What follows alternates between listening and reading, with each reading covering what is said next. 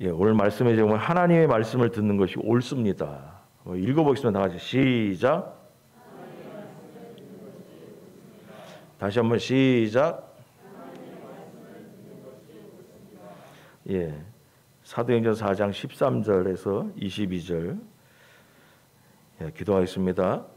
그들이 베드로와 요한이 담대하게 말함을 보고 그들을 본래 학문 없는 범인으로 알았다가 이상히 여기며 또 전에 예수와 함께 있던 줄도 알고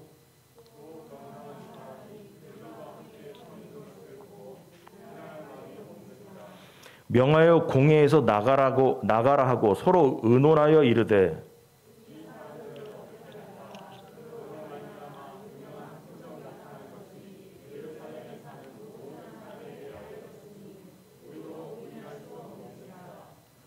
이것이 민간에 더 퍼지지 못하고 그들을 위협하여 이후에는 이 이름으로 아무에게도 말하지 말게 하자 하고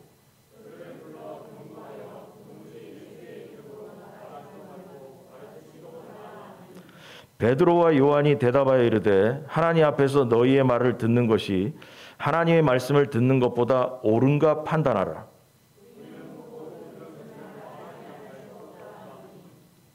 관리들이 백성들 때문에 그들을 어떻게 처벌할지 방법을 찾지 못하고 다시 위협하여 놓아주었으니 이는 모든 사람이 그 된 일을 보고 하나님께 영광을 돌림이라. 이 표적으로 병 나은 사람은 40여 세나 되었더라. 아멘. 자, 과정에 대한 얘기를 지금까지 얘기를 하자면 예수님 부활하신 다음에 제자들이 마가의 다락방에 들어가서 성령님을 받고 그리고 나서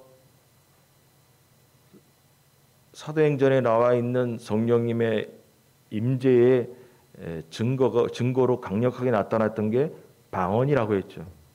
그 사람들이 뭐 술 취했다 뭐 그런 얘기를 하는데 그 사람들을 앞에 두고 베드로가 설교를 했고 그래서 사람들이 구원받은 사람이 많았다. 그리고 나서 베드로와 요한이 성전에 기도하러 올라가는데 날 때부터 걷지를 못하는 거지가 있었다. 그 사람이 동량을 요구하는데 베드로가 내가 줄 거는 예수 그리스도의 이름으로 일어나 걸으라 했더니 그 사람이 걸었다.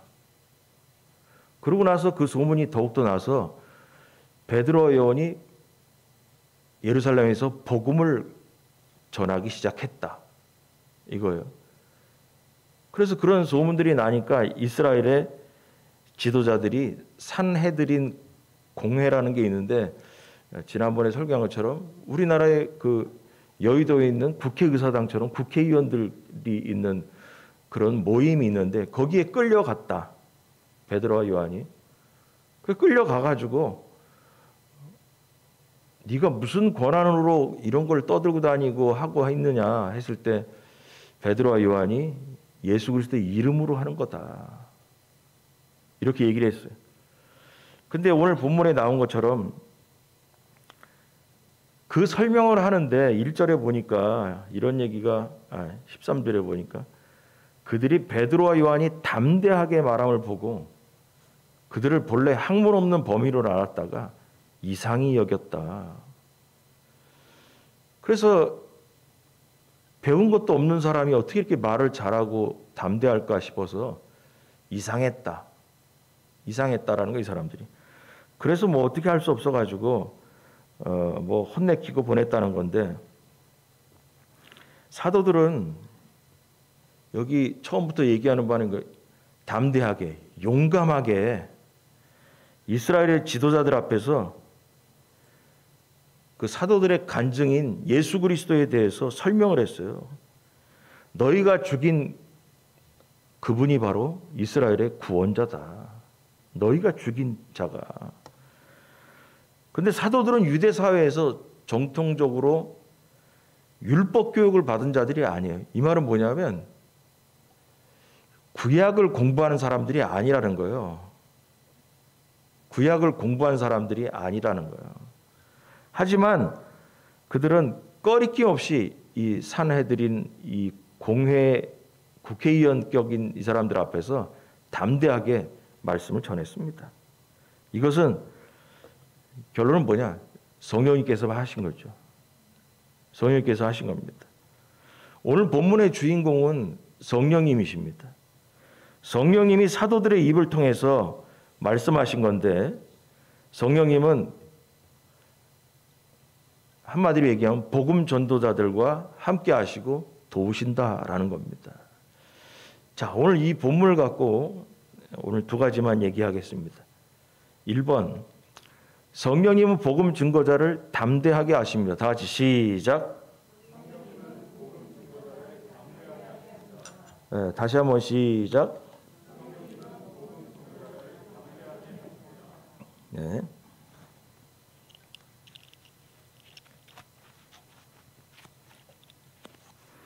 유대 지도자들은 이 사도들의 연설을 들었습니다.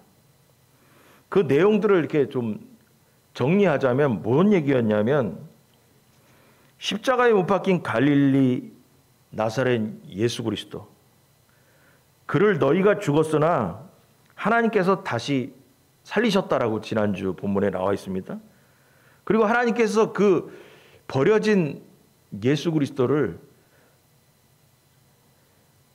건축물의 모퉁이의 머릿돌로 세우셨다. 너희들은 버렸지만 하나님은 그를 모퉁이의 머릿돌로 세우셨다. 그리고 하나님께서 예수 그리스도를 천하 인간들 중에 구원 얻을 이름으로 유일하게 예수 그리스도를 주셨다. 이 얘기를 사도들이 주장을 했습니다. 베드로와 요한은 담대하게 그리스도 이름을 전했는데, 그들이 이렇게 담대하게 얘기할 수 있던 뭐냐? 성령님이 하셨다라고 얘기했습니다. 근데 이 일본에서 얘기하고자 하는 거는 이런 거예요. 13절을 보면 그들이 베드로와 요한이 담대하게 말함을 보고 그들을 본래 학문 없는 범인, 평범한 사람으로 알았다가 이상히 여기면서 이렇게 얘기 나가거든요. 여기서 이게 가장 중요한 건데, 이 본문의 중에서 중요한 건 뭐냐면 이 부분이에요. 그 사내들인 공예 사람들도 베드로와 요한을 보면서 이상한 사람들이구나라고 느꼈다라는 거거든요. 사도들이 연설을 했을 때 이 부분을 누가가 이 사도행전을 썼거든요. 누가는 이 본문을 쓰면서 베드로와 요한은 예수 그리스도를 믿지 않는 제3자가 볼 때 이상한 사람들이었다라는 거예요. 이런 거 안 쓰고 지나갈 수도 있었거든요. 근데 누가는 이 부분을 강조하고 있는 거예요. 예수 그리스도를 믿지 않는 사람들이 베드로와 요한을 볼 때 이상하게 여겼다라는 거예요. 이 말이 중요한 거예요. 사도들이 느끼는 게 아니라 예수 그리스도를 영접하지 않은 자들이 사도들을 볼 때 이상하다, 이상한 사람들이라고 느꼈다는 건데, 다른 말로 얘기하면 이해가 안 되는 사람들이다라고 얘기했다는 거죠. 그럼 이 본문을 갖고 정리하자면 이런 거예요. 유대 지도자들이 이상하게 생각한 점이 두 가지예요. 첫 번째 뭐냐? 담대하게 말을 했다라는 거예요. 그럼 이 사람들의 얘기는 뭐냐면, 저거 베드로와 요한은 용기도 없는 사람들인데 어떻게 담대하게 저렇게 얘기할 수 있을까? 그다음에 두 번째 뭐냐? 학문을 배운 적이 없는 사람들이 마치 배운 사람처럼 말을 너무 잘한다라는 거예요. 구약을 공부한 사람이 아니라는 거죠. 율법을 전문으로 공부한 사람들도 아닌 물고기나 잡는 사람들인데 어떻게 저런 사람들이 구약에 대한 이야기를 저렇게 신학적으로 잘 풀어서 연설을 할 수 있을까라는 게 이 사람들이 볼 때 이상하다라는 거예요. 담대하게 말했다라는 거는 확신에 차서 말을 했다라는 거거든요. 결론은 뭐냐면 베드로와 요한이 복음을 전할 때 담대했다, 확신에 차서 복음을 전했다라는 거예요. 그래서 유대 지도자들이 볼 때 이상하다. 어떻게 저렇게 확신에 차서 얘기할 수 있을까? 구약을 공부하지도 않은 사람들이 어떻게 저렇게 성경적으로 잘 풀어서 얘기할 수 있을까? 그게 이상하다라는 거죠. 이해가 안 된다라는 거죠. 자기들이 볼 때 베드로와 요한의 머리에서 저러한 얘기를 할 수 없다라는 거죠. 자기들이 볼 때 베드로와 요한이 저렇게 담대할 수가 없다라는 거죠. 그래서 이상하다. 이해가 안 된다라는 거예요. 이게 이 본문에서 가장 중요한 문제예요. 이 본문에서 읽어보면 이 부분이 가장 중요한 문제라는 거죠. 그래서 성령께서 하셨다라는 거죠. 우리에게 적용하면 이런 겁니다. 베드로와 요한이 요한에게 복음을 전할 때 그 확신에 찬 담대함이 있듯이 복음의 증인 우리에게도 복음을 전함에 있어서 확신에 찬 담대함이 나와야 된다는 것입니다. 여러분, 이게 중요한 거예요. 사도들에게 있던 그 담대함이 이 시대에 우리에게도 있어야 된다는 거예요. 이 사도들은 예수 그리스도를 믿고 전하는 데 있어서 담대했다. 그럼 우리도 이 시대에 예수 그리스도를 영접하고 믿는 우리에게도 세상을 향해서 예수 그리스도를 전함에 있어서 담대함이 있어야 된다는 거죠. 그것도 복음을 전하는 나만 느끼는 것이 아니라 복음을 듣는 상대자가 이상하게 여길 만큼의 담대함이 우리에게서 나와야 된다는 거예요. 그래야 상대방도 복음을 듣고 믿어볼까 생각이 들지 않겠습니까? 우리가 복음을 전하는 데 있어서도 용기가 없고 말주변도 없고 하나님 성령께서도 역사하지 않는 그러한 복음을 전한다고 한다면 듣는 사람이 믿어볼까라는 생각이라도 들겠습니까? 여러분, 우리들은 복음을 전함에 있어서 어느 정도의 확신을 가지고 담대하게 전하고 있는가 한번 생각해 보십시오.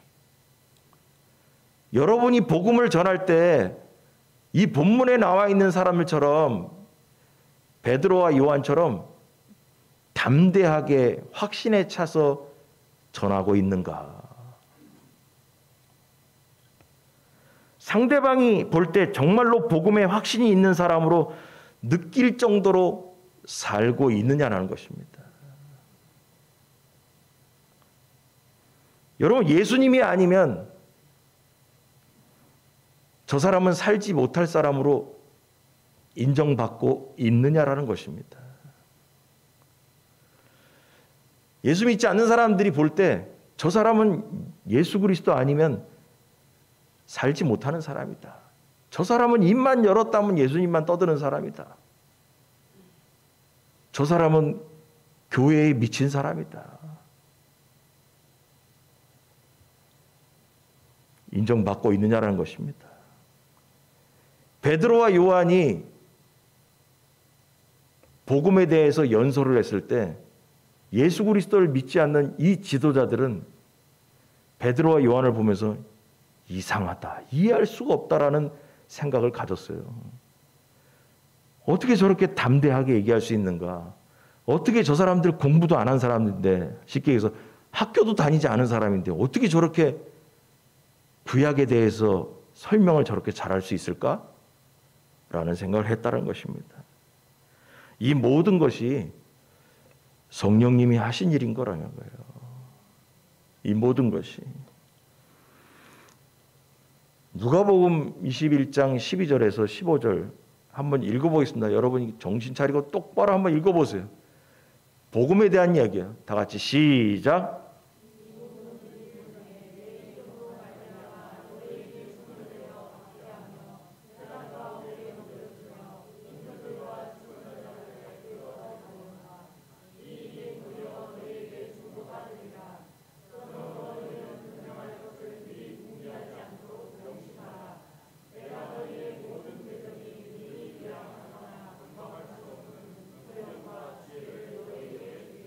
아멘. 믿으시기 바랍니다. 예수님께서 너희 모든 대적이 능히 대항하거나 변박, 변명, 얘기한 거에 대해서 도전할 수 없도록 구변과 말주변과 지혜를 너희에게 주리라. 14절이 더 재미있는 얘기예요. 그러므로 너희는 변명할 것을 미리 궁리하지 않도록 명심하라. 내 머리로 뭔 얘기를 할까?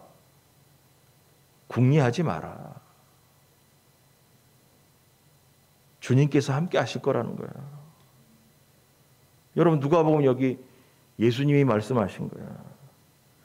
누가복음에 이렇게 자세히 나왔거든요. 다른 마가복음에도 좀 나오고 그랬는데 누가가 이 얘기를 했거든요. 누가복음에 이 얘기 자세히 나와요. 그럼 누가가 사도행전도 썼거든요. 그러니까 누가의 머릿속에는 뭐가 들어가 있냐?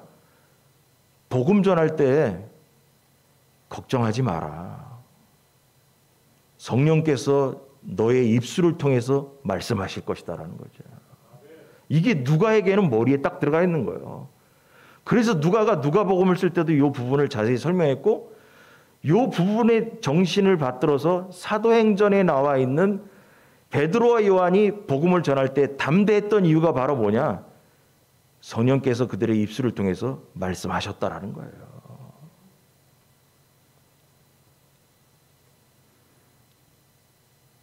이 산헤드린 공회에서 베드로와 요한의 증언에 듣다 보니까 이 지도자들은 할 말을 잃어버렸어요. 할 말을 잃어버려가지고 여기 나온 것처럼 15절 누가복음 여기 나온 것처럼 변박할 수 없는 구변,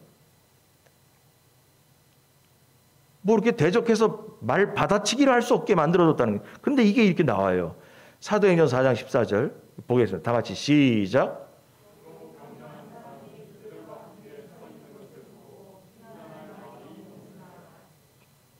뭐라고 변박할 말이 없다. 반박해서 말할 거리가 없게 만들었다는 거예요. 성령께서. 성령님께서는 사도들의 입술을 통해 가지고 그 유대의 지도자들, 공회에 모여 있는 지도자들을 성령님께서 압도하셨다라는 거예요. 압도해서 이 물고기나 잡고 있는 베드로와 요한이 얘기할 때 뭐라고 할 말이 없었다라는 거예요. 성령께서 그 자리를 압도시켜 버렸다는 거죠. 또한 고침받은 거린인 사람이 사도들의 옆에 증인으로 서 있었다는 거죠. 하나님의 기적이 아니고는 거른이 나올 수가 없었던 거죠. 자, 여러분, 이 본문을 통해서 설교를 하면서 우리가 이 본문을 통해서 강력하게 받아야 될 포인트는 이거예요. 우리 모두도 베드로와 요한처럼 담대하게 확신에 차는 말로 복음을 전하는 사람이 돼야 된다. 이겁니다. 예수 그리스도를 증거함에 있어서 담대하지 못한 상태로 복음을 전하는 것은 하나님이 하시는 일이 아니라는 거죠. 복음을 전함에 있어서 성령께서 함께 하신 것을 믿고 성령께서 도와달라고 하면서 기도하는 마음으로 뭐라고 말할 것을 궁리하지 말고 성령님을 의지해서 복음을 전하는 사람이 되기 바랍니다. 이게 사도들의 가장 큰 변화였던 것입니다. 그래서 그렇게 말할 때 누구도 반박하지 못할 복음의 능력이 우리 모두의 입에서 나가기를 주님의 이름으로 간절히 축원합니다. 자, 두 번째로 하나님의 뜻은 예수 그리스도를 전하는 것입니다. 다 같이 시작. 다시 한번 시작. 네, 18절 보니까 그들을 불러 반박해서 할 말이 없어요. 그러니까 뭐냐면 그들을 불러 경고하여 도무지 예수의 이름으로 말하지도 말고 가르치지도 말라. 왜냐? 자기들이 죽였잖아요. 자기들이 죽여놨는데 하나님께서 모퉁이 돌, 주춧돌로 세우신 예수께서 다시 부활하셨다니 하니까, 그리고 그 너희들이 죽인 그 예수 그리스도의 능력으로 이러한 기적이 일어나서 걷지도 못하는 사람이 일으켜졌다, 예수 그리스도의 이름으로. 여러분, 그런 얘기가 자꾸 나가면 백성들이 뭐라고 하겠어요? 하나님의 아들 예수 그리스도를 저 바보 같은 저 지도자들이 예수 그리스도를 죽였다라고 욕먹을 거 아니에요. 그러니까 어디 나가서 예수 그리스도의 이름이라도 떠들지 마라. 이름에 떨지 마라. 그러면서 위협을 했습니다. 그러니까 19절 한번 읽어볼까요? 베드로와 19절만 시작.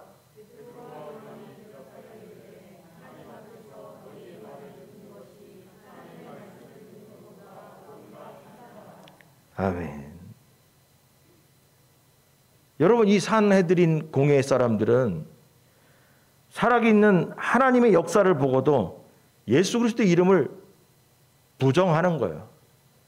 듣고 싶지 않아요. 여러분, 성령님이 역사에도 있잖아요. 마음이 굳은 백성은 안 들을 사람은 안 듣습니다, 여러분. 여러분, 우리가 살 때 사도행전 시절에 성령께서 강력히 역사하겠으면 모든 사람이 복음을 듣는 순간마다 다 하나님께로 넘어올 것 같죠? 안 넘어온다니까. 여러분, 안 넘어올 사람은 안 넘어와요. 이게 마음이 왜냐? 강팍해서 안 돼요, 그게.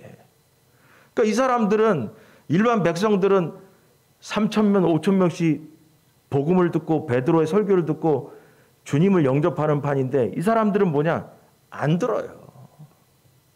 예수 그리스도의 이름조차도 떠들지 말라는 거예요, 나가서. 경고했어요. 가르치지도 말고 말하지도 말라고. 이 산헤드린 공회는 유대의 최고의 법정, 재판소 같은데요, 재판소 같은데요. 그 얼마나 무섭겠어요. 그만큼 사도들에게 주는 그 위압감이 컸죠. 그 끌려가가지고 벌받는 기분으로 취조당해보세요. 얼마나 무섭겠어요. 하지만 베드로와 요한은 이 공회 앞에서 협박에 조금도 굴복하지 않았습니다. 이 사도들은 그 국회의원격인 그 산헤드린 공회의 사람들의 권위보다 하나님의 권위를 더 두려워했다는 것입니다. 비록 그 공회가 유대의 가장 높은 재판소와 같은 권위를 가졌지만 진리를 거스리고 부정하라는 명령을 쫓을 수는 없었다는 거예요. 그래서 베드로와 요한은 산헤드린 공회에 하나님의 말씀을 순종하는 것이 더 중요하다라고 담대하게 선포했습니다. 자, 그래가지고 이 본문을 보면서 아까 앞에는 보니까 담대하게 말하는 게 이상했다라는 게 중요하고, 그다음에 두 번째는 뭐냐면 예수 그리스도의 이름도 떠들지 마라. 어디 가서 말하지도 마라 했더니 하나님 앞에서 너희 말을 듣는 것이 하나님 말씀을 듣는 것보다 옳은가 판단해봐라. 우리가 니들 말을 들어야 됐냐? 하나님의 말씀을 듣는 게 맞다라고 얘기하죠. 자, 그럼 이 부분을 갖고 우리가 적용합니다. 그럼 이 본문을 읽어볼 때 하나님 앞에서 너희의 말을 듣는 것이 하나님 말씀을 듣는 것보다 옳은가 판단하라. 우리는 보고 들은 것을 말하지 아니할 수 없다. 이렇게 19절, 20절 얘기했어요. 그럼 이 내용이 뭐냐? 그럼 이 내용이 뭐냐 하면 하나님의 뜻은 뭐냐? 이 이스라엘의 지도자들은 뭐냐면 예수 그리스도를 전하지 말아라 라는 게 이 사람 뜻이에요. 이 사람들 뜻이에요. 그럼 하나님의 뜻은 뭐예요? 예수 그리스도를 전하라는 거죠. 내가 니들 얘기들을 듣고선 예수 그리스도의 이름을 전하지 않는 것이 맞는지, 하나님의 뜻대로 예수 그리스도의 이름을 세상에 전하는 것이 맞는지 생각해 봐라. 어느 게 맞냐? 내가 니들 말을 듣는 게 맞냐? 아니면은 하나님의 뜻대로 예수 그리스도의 이름을 세상에 전하는 게 맞냐? 생각해 봐라. 이것입니다. 할 말이 없었죠. 유대인들의 지도자들은. 그리고 베드로와 요한은 감옥에서 나오게 됩니다. 결국은 뭐냐? 베드로와 요한은 그 이후에도 유대의 지도자들의 말과 관계없이 예수 그리스도의 이름을 전하러 세상을 향해 나가는 것입니다. 하나님의 뜻은 뭐냐? 예수 그리스도의 이름을 전파하는 것입니다. 그 누구도 하나님의 뜻을 막을 수 없어요. 비록 막강한 권위를 가진 사내들인 공회라 할지라도 하나님의 뜻을 막을 수 없다라는 것입니다. 하지만 이 사내들인 공회는 사도들을 위협하면서 예수의 이름으로 복음을 전하지 말 것을 명령했죠. 사도들은 이렇게 엄청난 핍박 속에서도 복음을 전했습니다. 진리의 복음을 전하는 자들은 무서운 핍박을 감당해야 됩니다. 그러나 진리를 전하는 자들에게 성령님이 함께 하셨다는 것입니다. 사내들인 공회는 하나님의 진리를 쫓기보다 사람의 눈치를 쫓았죠. 그래서 그들이 사도들을 놓아준 것은 하나님의 뜻에 순종하기 위함이 아니라 사람들의 마음을 얻기 위해서 내보내줬죠. 자, 이게 본문이에요? 그럼 적용합니다. 우리가 이 부분을 갖고 어떻게 우리에게 신앙에 적용할 수 있을까? 여러분, 우리도 세상의 판단을 쫓지 말고 하나님의 뜻을 쫓으며 살기 바랍니다. 이게 적용점입니다. 세상의 뜻에 순종하지 말고 하나님의 뜻에 순종하며 살라는 거죠. 사내들인 공회는 사도들에게 예수의 이름으로 복음을 증거하지 말라고 명령하고 협박했어요. 그러나 사도들은 핍박 가운데서도 복음을 전했다라는 거예요. 핍박 가운데서도. 복음은 고난이 와도 핍박이 와도 굴복하지 않습니다. 사도들도 어려운 여건에 있었지만 담대히 복음을 전했습니다. 그래서 하나님의 뜻은 이 본문을 통해 알 수 있는 해석은 뭐냐? 고난과 위협 속에서도 예수님의 이름을 전하는 것이 하나님의 뜻이다라는 거예요. 사도들이 협박을 받으면서도 예수 그리스도 이름을 전했듯이 우리도 예수 그리스도를 전함에 있어서 협박을 받거나 고난이 오거나 힘들어도 예수 그리스도를 전해야 된다라는 거예요. 여러분들이 복음을 전함에 있어서 복음을 전하는 대상 때문에 힘이 들고 어려운 문제가 있습니까? 내가 교제하고 있는 사람이 예수 그리스도 얘기만 하면은 펄쩍 뛰는 사람이 있습니까? 힘든 거 있습니까? 이런저런 이유로 포기하고 싶고 복음을 빼고 그 사람을 만나고 싶지는 않습니까?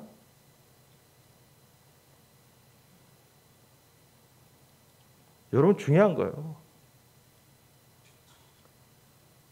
우리하고 친하게 지낸 사람들 많이 있어요. 근데 그 사람들을 만남에 있어서 이 사람이 그러는 거예요. 예수 그리스도를 빼고 만나자. 네가 나한테 교회 가자고 얘기한다면 나 너 안 만나. 이게 바로 있잖아요. 이스라엘의 지도자들의 협박입니다. 그러면 우리가 적용해봐요. 베드로와 요한에게 어떤 사람이 와가지고 나는 베드로와 요한 당신이 좋아. 그런데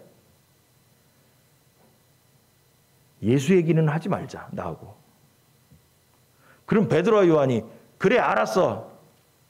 나도 네가 좋기 때문에 교제하고 싶고 사귀고 싶어. 그런데 있잖아, 그래, 예수님 얘기 빼고 내가 니들하고 같이 밥 먹고 교제해 줄게. 그럴까요? 여러분이 적용점이에요. 여러분, 그래서 이런저런 이유로 포기하고 싶고, 복음을 전하는 걸 포기하고 싶고, 복음을 빼고 그 사람을 만나고 싶습니까?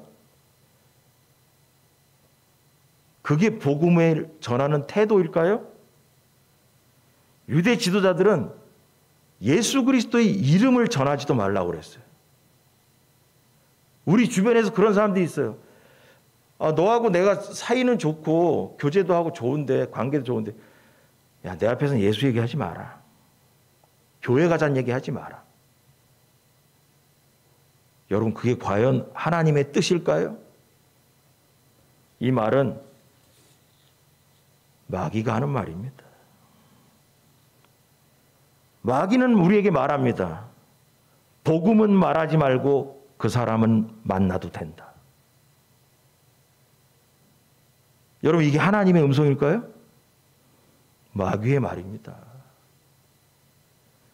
내 앞에서 예수 얘기하지 마라.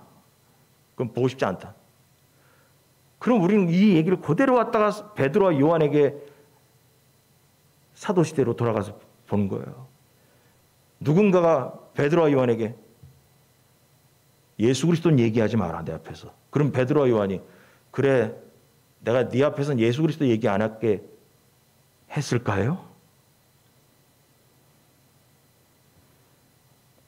마귀는 복음 말하지 말고 그냥 우리 좋게 관계 지내면서 관계나 좋게 지내자라고 얘기합니다.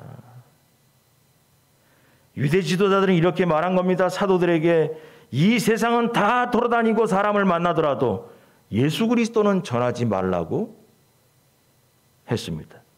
여러분, 이게 복음입니까? 이게 복음을 위해 사는 사람들의 자세일까요? 이 말이 하나님을 기쁘시게 하는 말일까요? 여러분, 마귀의 말입니다. 왜냐? 우리는 먹고 살기 위해서 사는 게 아니라 복음 때문에 살고 있는 것이기 때문입니다. 이것이 안 바뀌었기 때문에 먹고 살려고 하니까 그 사람 앞에 가서 예수 얘기 안 하는 거예요. 우리는 예수 그리스도를 위해서 이 땅에 태어나서 예수 그리스도를 전하다가 떠날 사람들이에요. 그런데 뭐냐? 왜 그 사람과 교제하죠? 재밌으니까. 왜 그 사람과 교제하죠? 돈줄이니까. 그럼 그 마음을 한번 열어보세요. 그 안에 예수 그리스도가 중심에 있는가? 우린 복음 때문에 사는 것입니다. 땅끝까지 이르러 돈이나 벌어라가 아니에요. 땅끝까지 이르러 네 자손들이나 잘 먹고 잘 살아라가 아니에요. 땅끝까지 이르러 복음을 전하라는 거죠. 우리는 예수님 때문에 사는 겁니다. 예수님을 위해서 살고 있는 겁니다. 사람들이 착각을 해요. 나를 위해 사는 게 아니에요. 예수 그리스도를 위해 살고 있는 거예요. 여러분, 이게 복음입니다. 예수 그리스도를 전한다고 해서 그 사람이 나에게 공갈 협박을 하는 거예요. 너 자꾸 예수님 얘기하고 교회 얘기하면 나도 못 만나. 그러면 그게 무서운 겁니까? 여러분, 베드로 요한에게 가서 다시 얘기하는 거예요. 베드로와 요한이 세상에 대해서 복음에 대해서 전할 때, 예수 그리스도 이름을 전할 때, 나 당신 그 얘기한다고 해서 난 당신 보고 싶지 않아. 그런다고 해서 베드로 요한이 무서워서 그래, 나는 예수 그리스도 얘기 안 할게 이랬습니까? 아니라는 거예요.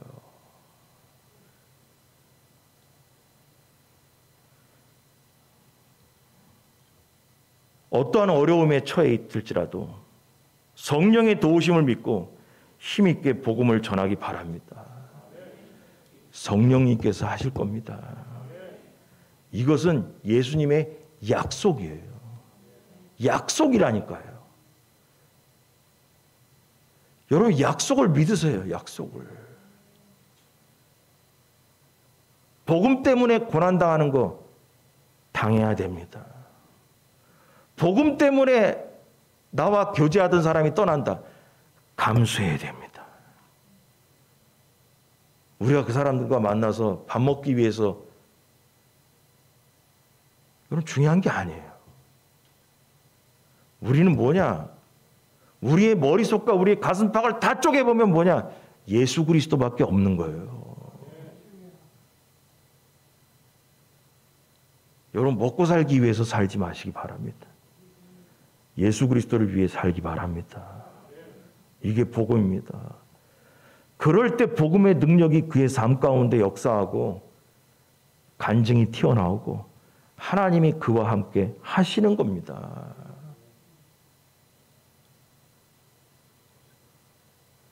마지막으로 예수님이 하신 말씀을 다시 복습하면서 마치겠습니다.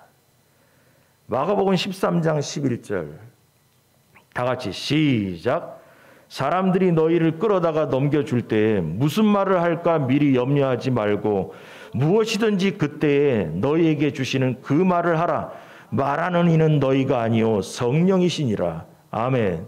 믿습니까 여러분? 아까 누가복음 읽었는데 또 읽어보겠습니다. 이 모든 시작. 이 모든 일 전에 내 이름으로 말미암아 너희에게 손을 대어 박해하며 회당과 옥에 넘겨주며 임금들과 집권자들 앞에 끌어가려니와 이 일이 도리어 너희에게 증거가 되리라. 그러므로 너희는 변명할 것을 미리 궁리하지 않도록 명심하라. 내가 너희의 모든 대적이 능히 대적하거나 변박할 수 없는 구변과 지혜를 너희에게 주리라. 믿으시기 바랍니다. 이 예수님의 약속입니다. 여러분, 예수 그리스도를 믿어도 비리비리 믿으시 말기 바랍니다. 제대로 믿고 담대하고 복음의 능력을 의지하면서 신앙생활 하기 바랍니다. 할렐루야. 기도하겠습니다.